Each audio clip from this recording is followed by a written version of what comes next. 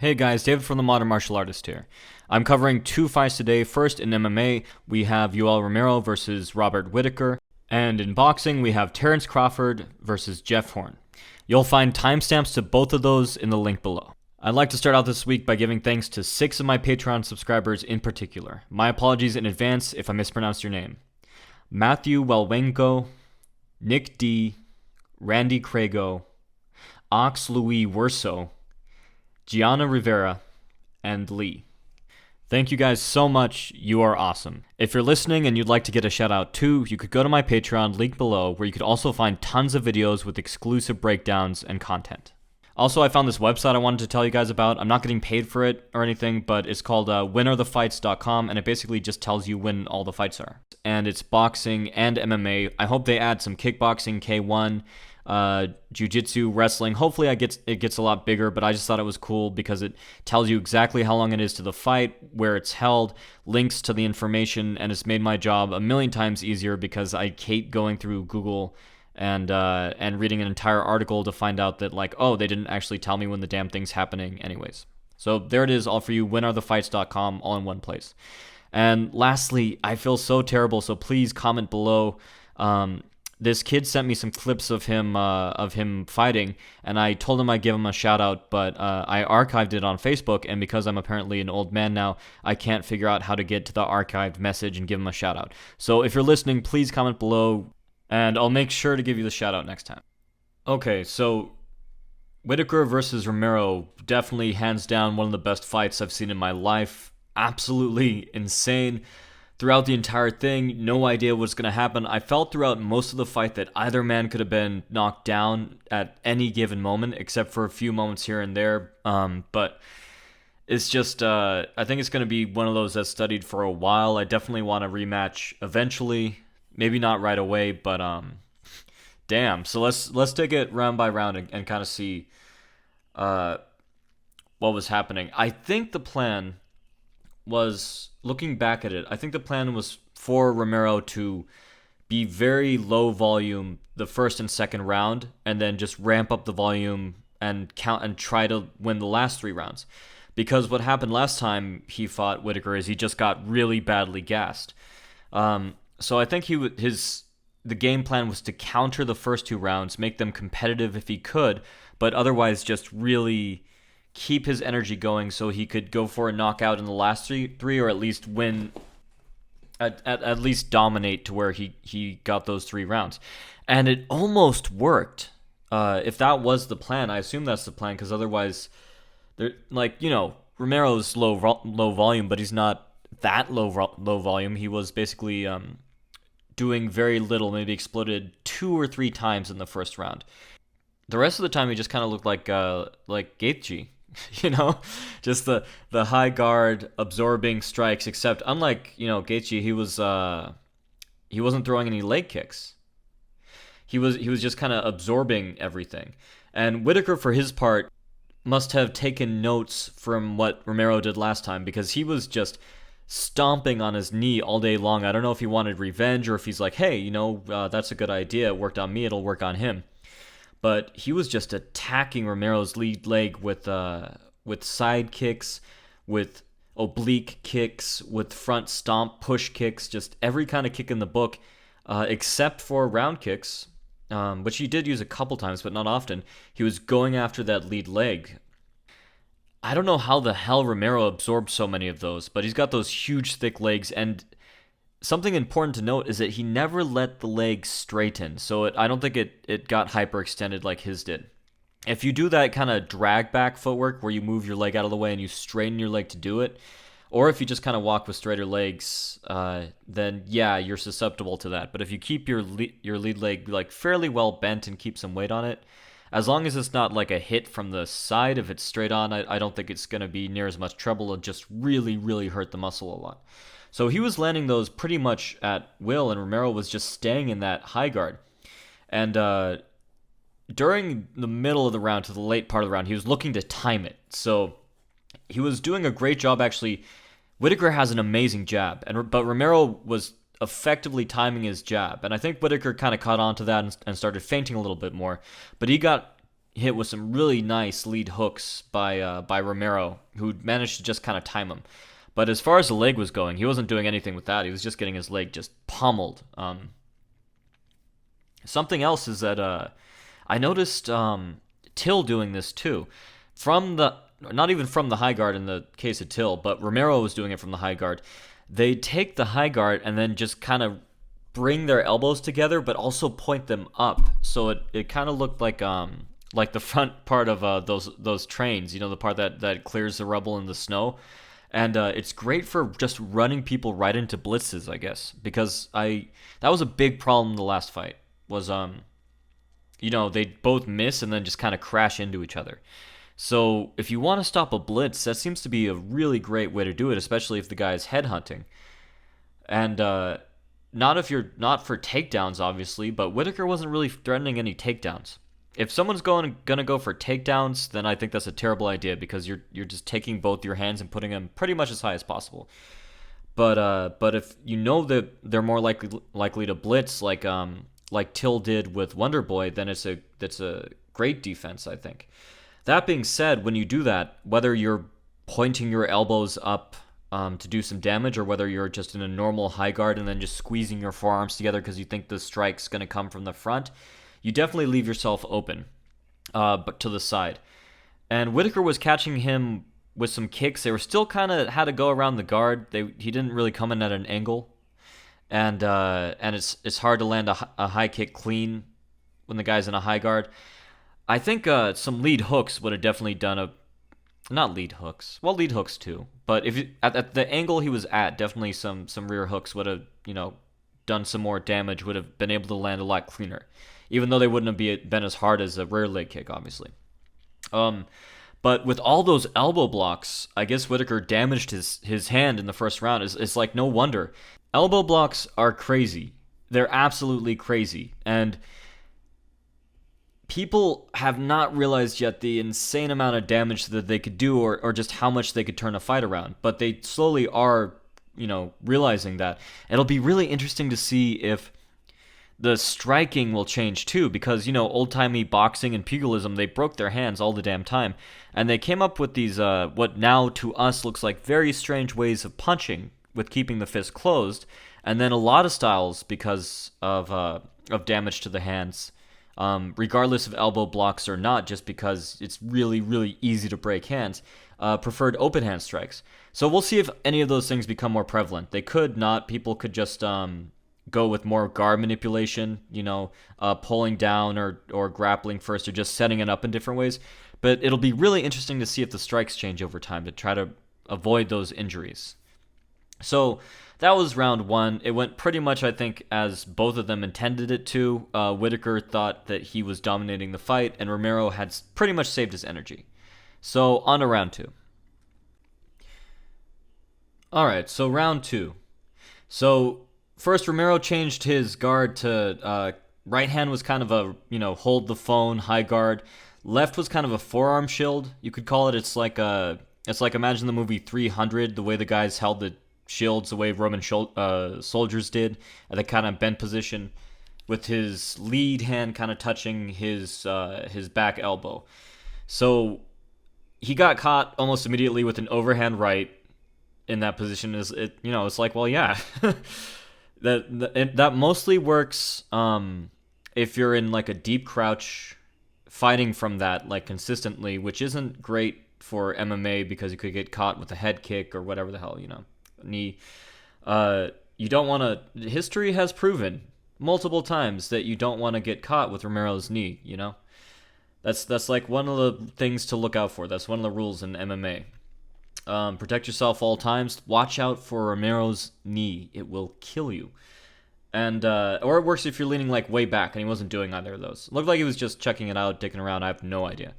But Whittaker's jabs are absolutely beautiful. They're like well placed. They're well timed. He forgets to feint them too often. But besides that, besides setting it up, they're absolutely beautiful. He was jabbing to the head, jabbing to the body, and he was mixing it with teeps. He was mixing everything together the way I really like seeing everything mixed together. I look at him, I'm like, this is what attacks from the outside should look like. Attacks at range, should look like in MMA. These should be the exact moves used. This should be what everyone's doing because it's the most effective way to do it. Like maybe he could have feinted like a couple more takedowns, or attempted takedowns even, or he could have entered off some knee blocks. Like I really like how Holloway's entering off of like kick feints, because it's it catches the kick for you, and it gives you a great way to kick the leg and move into if you want to.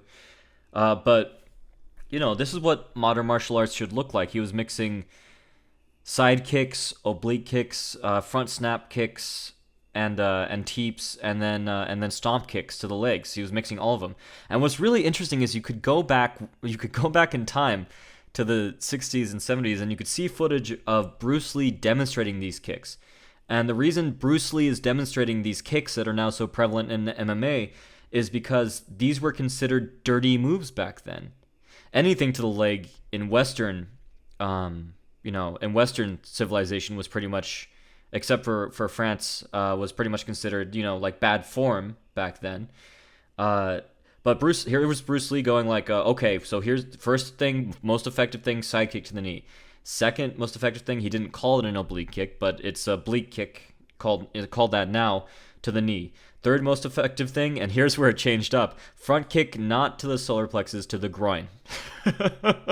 So that was the one change. And then after that, he showed the round kick. So pretty fascinating stuff. And Whittaker was really mixing that in with jabs to the head and the body, and the more boxing footwork mixed in. It was absolutely beautiful to see. Romero, what I noticed about this round, because there's not much more to say about it besides that Romero got kind of like his eyes swelled up. He got hit pretty bad off of one of Whittaker's jabs. But Romero does what I like to call like a rock step. So like he'll very dramatically load his weight back and forth and just go very slow and rock back and forth. And it seems like it's like so slow and like plodding, but what it does is it creates momentum for him to explode. It doesn't matter if he's going fast or slow, as long as his body's moving that back and forth like that. There's momentum being created. And what's interesting is that he was also doing that like slow motion shadow boxing, the exact same way that Rigondeaux used to load up his shots. So it looked like it's shadow boxing, but really you're adding the strikes into this like slow plodding movements so that you could accelerate really quickly. In the sense, like when you throw a cross and then you pull the cross back and it just adds to the power of your lead hook.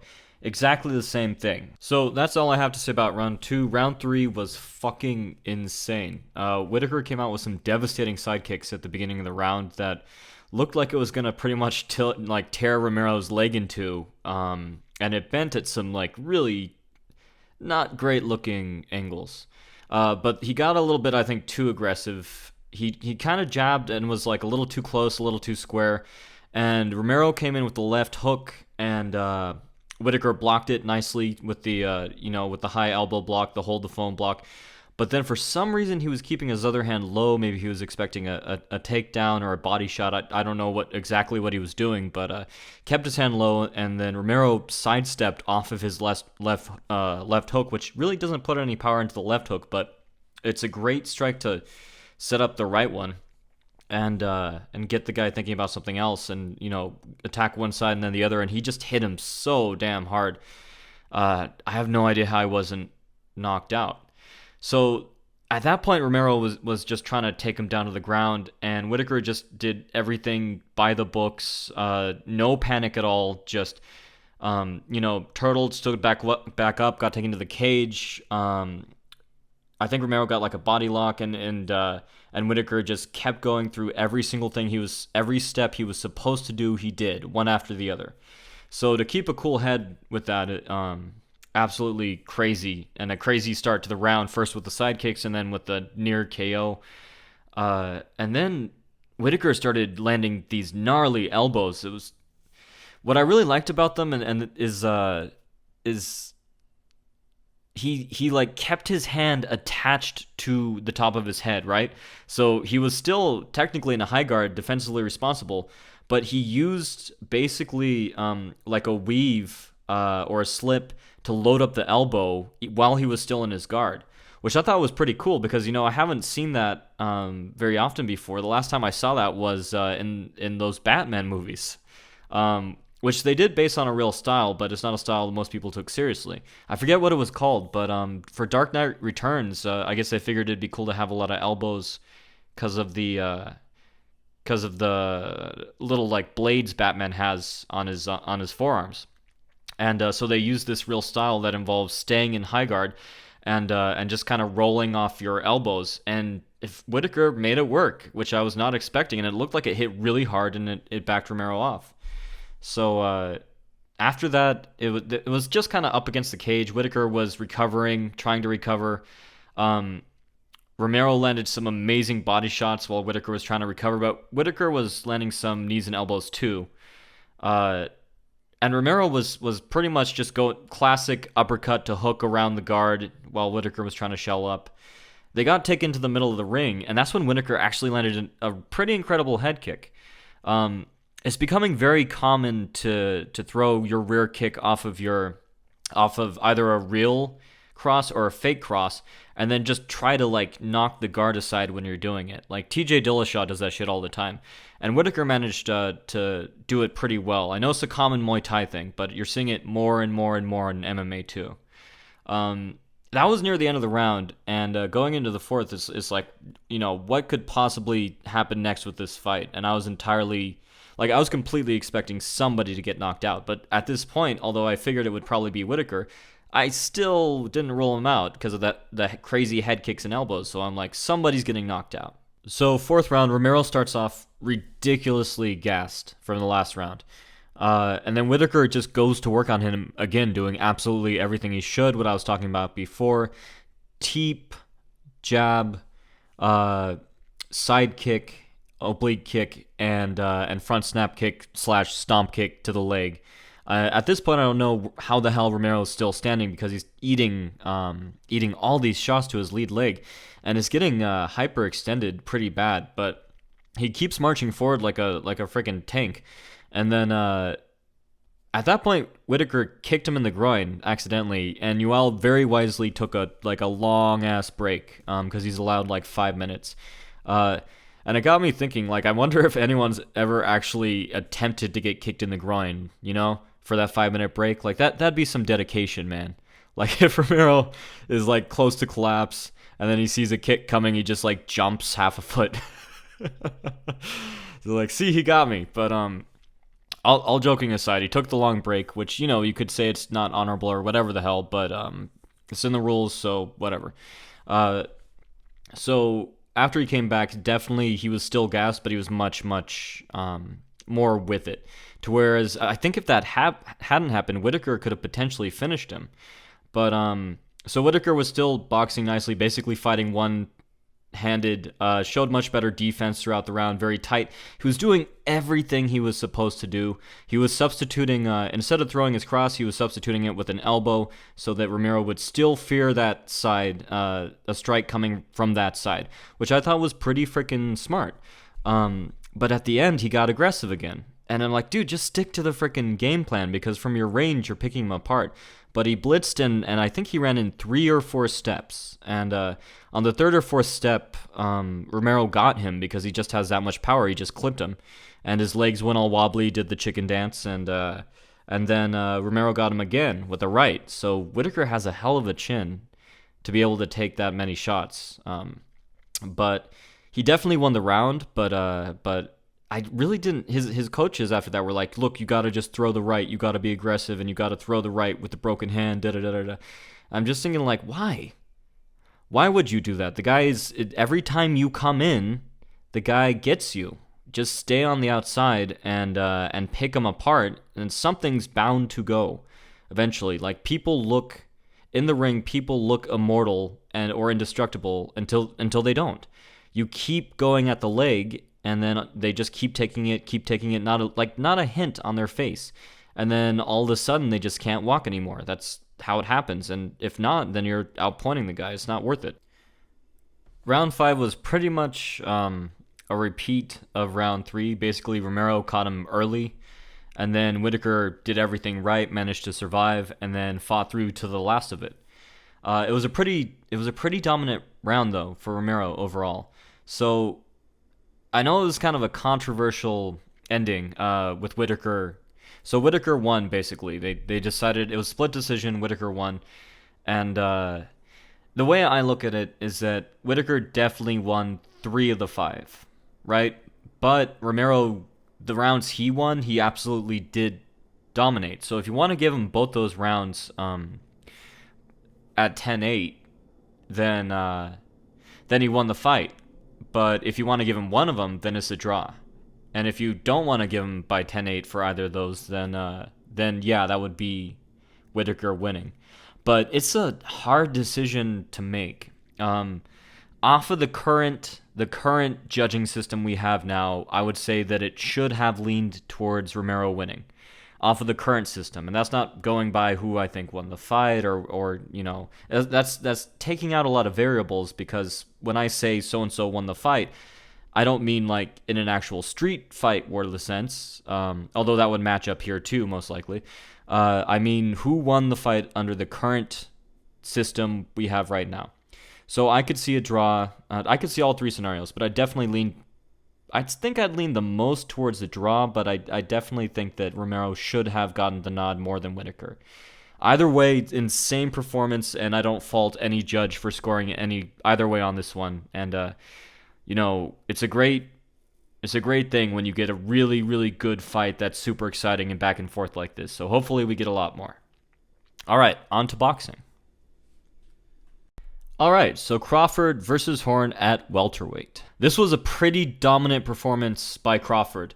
Let's go. There's some stuff worth talking about, definitely. And so let's just go over both of their styles real quick and then get into the fight. So Horn likes to step in really deep and stay there. He likes to step in so deep that he's basically pretty much squared up with his opponent at mid-range, which puts both you and your opponent in a dangerous position.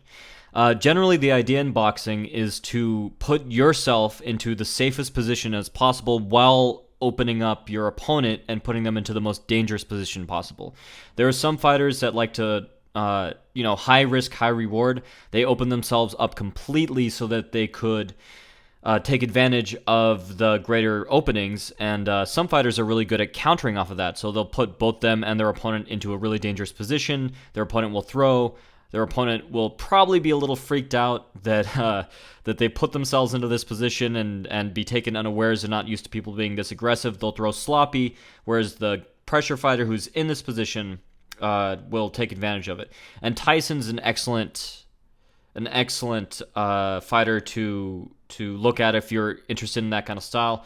Horn obviously nowhere near the skill level of Tyson, and one of the ways that shows is that when he puts himself into that position where he's basically just squared up in front of his opponents in what looks like kind of a like an old movie when the guys would kind of square up like another one really knew how to fight. One of the things you really need to have is excellent head movement and the ability to pressure and grapple and all of that. So Horn seems to kind of over-rely on his opponent getting freaked out in that position and not really knowing what to do with it, because he'll take a lot of shots in that position as well. But if he's just one of those guys that's willing to take a shot so he could land a bunch, and that's a valid type of fighter too. It's just not a very healthy way to go about life, but it has been done before. He's also pretty good in the clinch and what's considered, the dirty moves, but hey, if it's not illegal, it's not really dirty. He will do some rabbit punches here and there, but to his credit, the majority of his stuff on the inside is legitimate. He'll just sneak in those shots when coming into the clinch, coming out of the clinch, and when he's in the clinch. So that's basically his style. One other thing to mention is that I really do like the way that he enters in. He's still just charges in like a bull and drives into that position.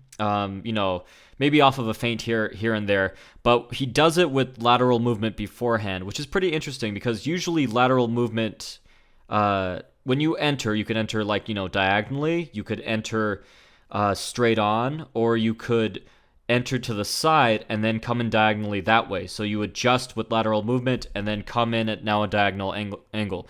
What he does is he kind of just uses some lateral movements on the outside as feints, and then comes in and then charges in head on anyways, not really bothering to set up any angles. But it works for him. And if it works, then it works. It's what they say. It ain't. Man, I'm George Bushing this. What the hell is that phrase? Stupid ain't stupid if it works. Something like that. So if it works, it works. As for Crawford, and it's obviously way too early to say this yet, but his style, not in talent-wise, maybe talent-wise, we'll see, but stylistically, he reminds me of Pernell Whittaker. In the way that he's able to move from the inside to the outside in open position so much, although he's able to do pretty decent job in orthodox too, which I never saw Whittaker do. But the way he's able to circle like that, his mastery of angles and foot positions, and even the way that he has that kind of crouching, I like to think of it as a horizontal uppercut, where you're in kind of a deep, almost like a sideways Rocky Marciano crouch, but in a southpaw, and then you come up with an uppercut straight down the middle, but you don't bother to really lean back or straighten up when you do it. You just kind of stay bent over a great deal.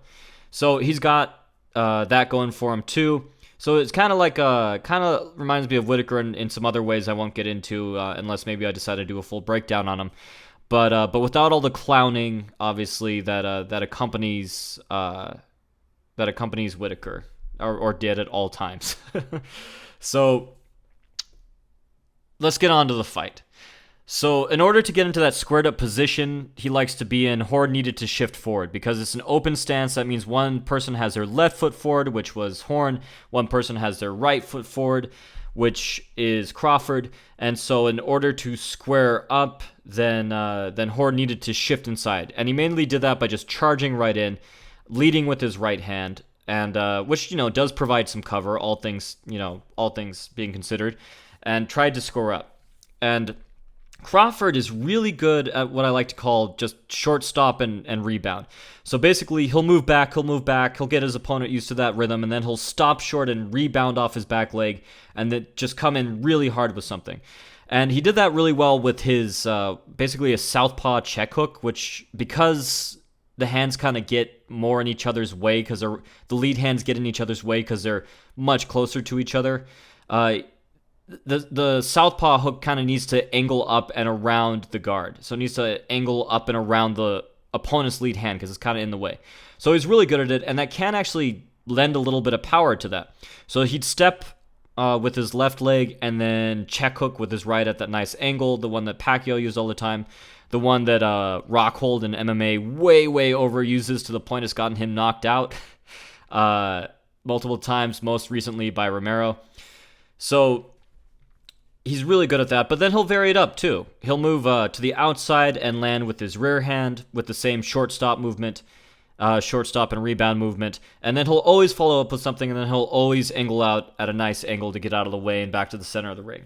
So he was mixing that with going to the inside and landing on it's now Horn's new lead shoulder. So because Horn was stepping in from orthodox with his right, now he's in southpaw. So his left hand would be the most powerful. So Crawford would bury his head on his right side to get away from his new power hand, now his left hand. I hope that wasn't too complicated to just say in a podcast, but hopefully you get the idea of what's happening there. And then you would think that when Horn got into this position, he'd have the advantage here. But in actuality, Crawford was doing a lot of stuff to negate his grappling and the sneaky shots too, and he was landing his own sneaky shots. So not only would he bury his head on one side and then really like deep, and so that he could cover it with his glove and then protect his body with his elbow on the other side. He was in a perfect position to do that, and ended up in that position a majority of the time. But by the middle of the fight, he was actually using the positions to control the ring. So he was getting some underhooks in, and then I like to call this the zombie walk or the rock walk. He's basically you get an underhook in, and then you leverage your opponent to one side, and then when they try to rebalance themselves, you move with them, and then rock them that way, and then just keep doing that until you kind of rock them and tilt them back to the cage, which Duran used to love to do that all the time, and Crawford was doing that masterfully. When Horn tried to get his elbow in his face, kind of elbow frame, like Mayweather loved to do so much, Crawford would just go with it, and then and just underhook and just kind of twist the arm up to where it was useless, to where it looked like Horn was trying to dab, and then he'd land blows off of those. So that's basically the fight. I could go into it more than that, but that's basically what happened. Is that Horn tried to pressure him from that mid-range position inside. He kept getting countered when he tried to do it. When he got into close range, Crawford would dirty box better than he dirty boxed, and that's really all there was to it. I did want to say what really impressed me about Crawford. Now I'm making him sound like he's some upper class twit. Crawford, come here. What really impressed me about Crawford was the way that when Horn did get that position at mid-range where they were both super vulnerable and he managed to land one or two, Crawford's response wasn't to try to clinch at that point or to back away. He just fought fire with fire and tried to throw faster and harder, and did. Which is, once again, not saying in terms of skill level, but someone who also did that I really... that really comes to mind, because they always did it with the same kind of alternating uppercuts, is Sugar Ray Robinson. So once again, not saying they're anywhere near each other in terms of talent or ranking or whatever the hell, but I just like the way that Sugar Ray Robinson, every time he got under a lot of pressure, would just go to those alternating uppercuts to the ribs, because he knew it would stop his opponents dead in their tracks, and a couple times it even ended the fight. Because man, that'll slow a guy down real fast when he's opening up on you, and then all of a sudden he's getting his ribs and his stomach, and it just absolutely pulverized at high speeds. In fact, if you guys want to look up some Sugar Ray Robinson highlights, you could probably in there. Him doing that is probably in there, and it looks a lot like a dragon when they do that lame two little frame animations in Dragon Ball Z. When they just keep repeating the same goddamn clip over and over again, and it looks like shit. It looks like he's doing that. If you want to look up the highlights, like that's how fast Robinson used to do it. So that was Crawford's response when he got pressured in that position, was to just fight fire with fire. He varied up his strikes way more than Robinson did when put in that situation. Sugar Ray Leonard would do that too, but with body hooks instead of uppercuts. So it kind of reminded me of that.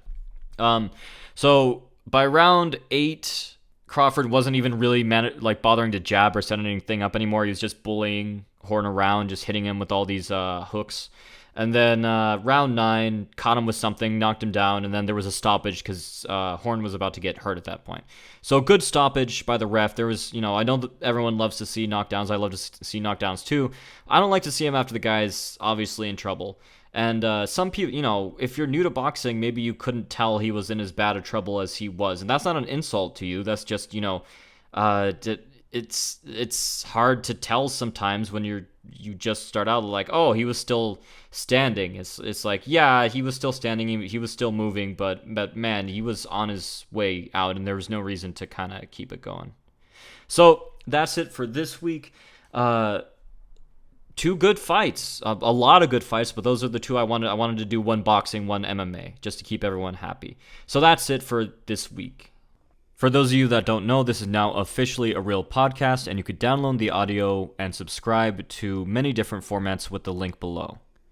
If you're interested in this kind of stuff, if you train yourself or you just like to learn more, you can purchase one of my books, either Power of the Pros, which is about how the great fighters, kickboxers, mixed martial artists, boxers, what have you, generate power, looking at basically sports physics and then putting that into a martial arts context, with lots of examples of different fighters throughout the ages and the techniques that they used.